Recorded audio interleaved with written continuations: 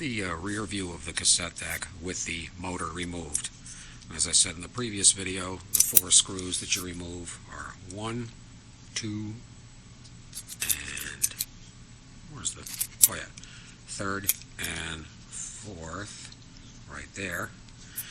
And then I disconnect the 2 wires, mark the motor where they go, red, blue, and take off the 2 wires for the stop solenoid. This, by the way, hooks into right here, and what that does is when you're doing an automatic music search and it reaches a silent part of the tape, it kicks this solenoid and takes it out of fast forward or rewind, whatever you happen to be in.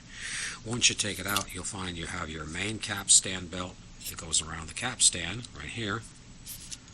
Then you have your main belt that goes from the motor. There's two areas on the motor, the pulley, that drive. This is for the forward and rewind take-up reel and rewind reel. This is the capstan reel here. You have 2 separate ones. This belt here goes to that smaller one from the motor, and it winds around this one here, and then you have the secondary belt over to here, and this drives the take-up reel right here.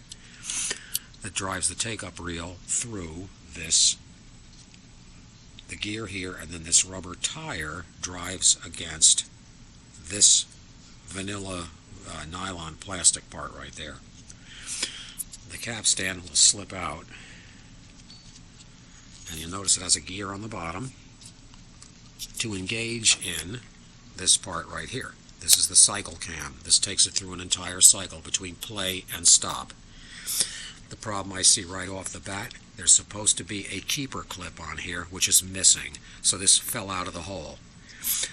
It's a round clip that has, I think, 8 tangs that it's like goes on one way, but you can't take it back off. But they managed to get it off. They didn't break the post, so I have to replace that. That's going to that's going to get our play function fixed.